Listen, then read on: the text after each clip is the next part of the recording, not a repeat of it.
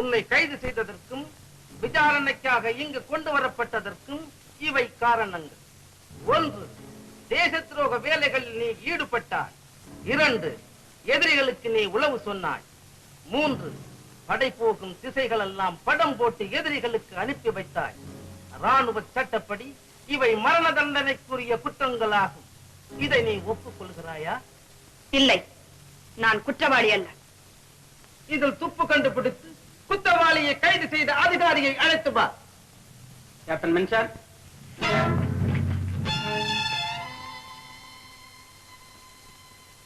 இந்த விசாரணையில் உமது சாட்சியம் கோரப்படுகிறது. முற்றும் தெளிவாகவும் முழுக்க முழுக்க உண்மையையும் நான் இதில் கூறப்போகிறேன்.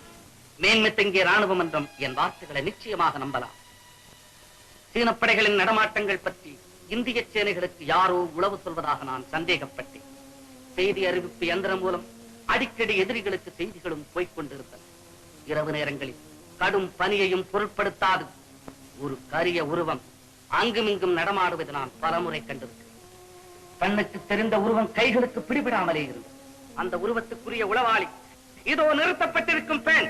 சாட்சி சொன்னது முழுக்க உனக்கு புரிந்ததா? புரிகின்ற பாஷையில் தான் இருந்தது.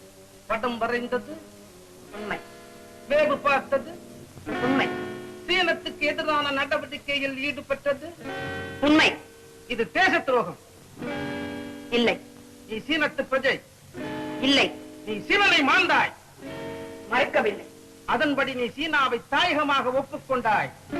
இல்லை. இன்னுமா குற்றங்களை ஏற்க மறுக்கிறாய்? இவை குற்றங்கள் அல்ல, தேச விசுவாசம். சொந்த பூமிக்கு செய்ய வேண்டிய கடமை. ஆக்கிரமிப்பாளரை அண்டியிருந்தே அழிப்பது ராஜதந்திரங்களில் ஒன்று. நான் இந்திய தாயின் வயிற்றிலேயே பிறந்தேன். இந்திய பெண்ணாகவே வளர்ந்தேன். இந்திய மகளாகவே வாழ்ந்தேன். இந்திய பெண்ணாகவே மடிவேன். மடிவதே முடிவு என்று முடிவு கட்டி விட்டாயா? அறிந்தே தொடங்கினேன் இந்த பணி. மரணத்தை பற்றிய நினைவில்லாமல் இதில் நான் ஈடுபடவில்லை. சாவு என்றும் வரும். அது சமரிலே வரும் என்றால் சரித்திரத்தில் எழுதப்படும். சாவு என்பது வாழ்வின் முடிவு. வாழ்வு என்பது சாவின் தொடக்கம். இதுதான் எங்கள் சரித்திரம். பாரதத்தின் மானங்காக்கவே நான் சீனத்தில் வாழ்ந்தேன். மணந்தேனே இந்த மணாளரை. அவரை நினைந்தேனா இந்த நெஞ்சத்தில் ஒரு முறையாவது? அணைந்தேனா அந்த மஞ்சத்தில் ஒரு தரமாவது? நம்பிக்கையை பெற்றேன். நாயகி போல் நடித்தேன்.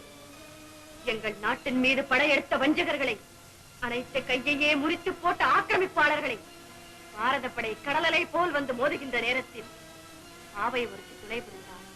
அவள் காட்டிய வீரம், நடத்திய சாகசம் இமயமலை போல் என்றும் அழியாதது என்று எதிர்காலம் பேசுமோர் புகழுக்கு ஆசைப்பட்டேன். புகழனின் உயிரும் கொடுப்போம், பையனின் உலகே கிடைத்தாலும் நெருங்குவோம்.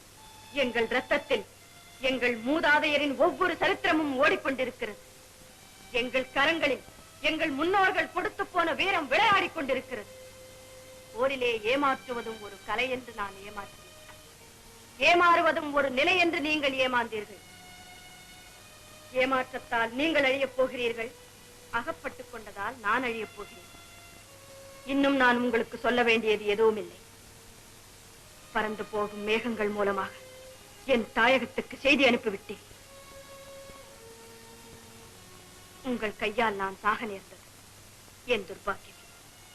எனினும் விரும்பியே சாக வந்தேன். வருந்தவில்லை. உங்கள் தீர்ப்பை சொல்லுங்கள். உளவு பார்த்த குற்றத்திற்காகவும் தேச துரோக குற்றத்திற்காகவும் இந்த ராணுவ நீதிமன்றம் இந்த குற்றவாளிக்கு மரண தண்டனை விதிக்கிறது. இவள் சுட்டுக் கொல்லப்பட வேண்டும் என்று உத்தரவிடுகிறது.